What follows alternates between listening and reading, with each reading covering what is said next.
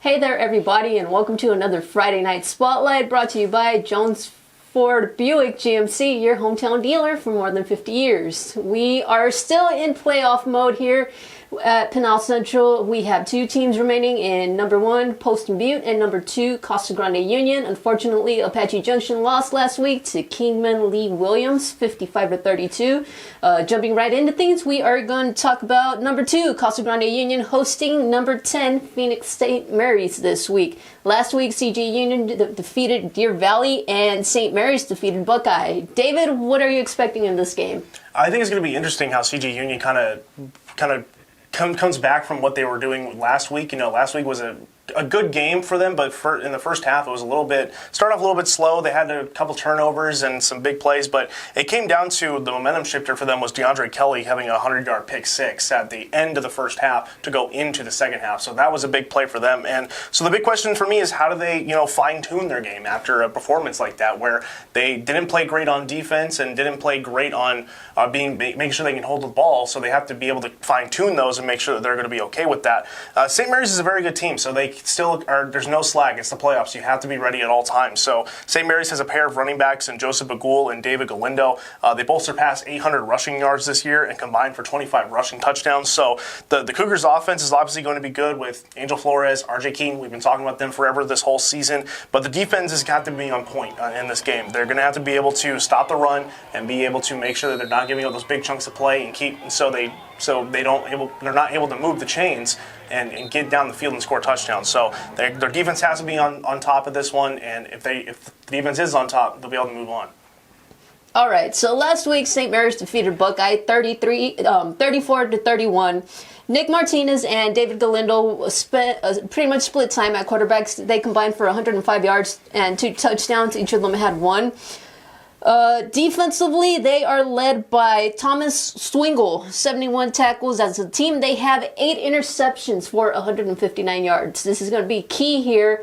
Angel Flores isn't really known for throwing interceptions, but they do have the tendency of not protecting the ball very well on offense. This has been a problem for CG Union pretty much the whole year.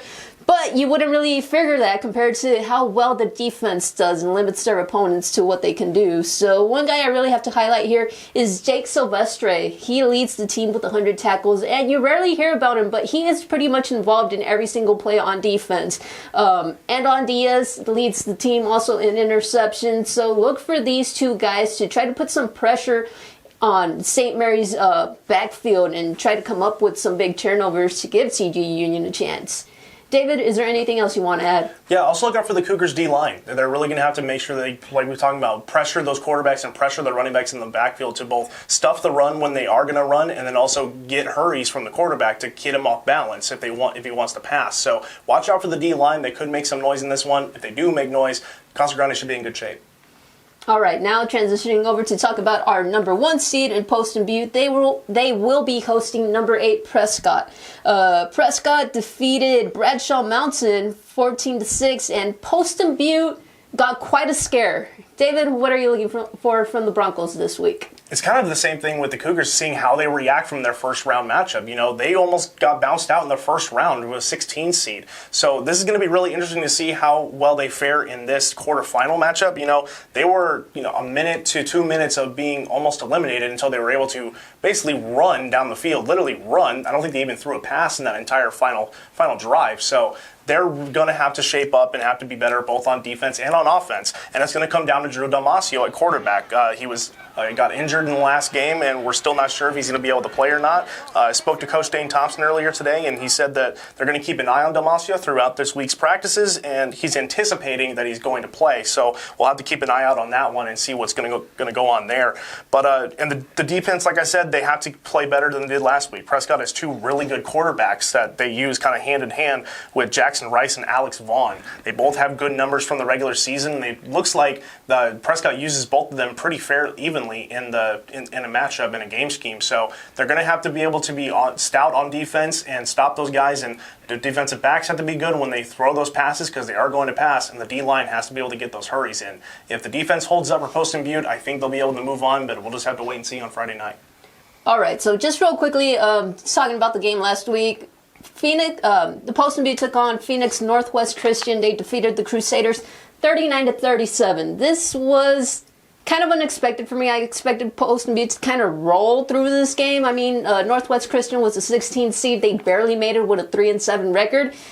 Unexpected stuff happens. Like David mentioned it this week, they really have to clean a lot of things up. Big question mark is Drew Dalmacio, and will he be available? So far this season, he has 593 rushing yards and 15 touchdowns. He really takes off some of the pressure off of their star running back in Octavius Joe, although Poston Butte does have a lot of different running options with Octavius Joe and what's his name?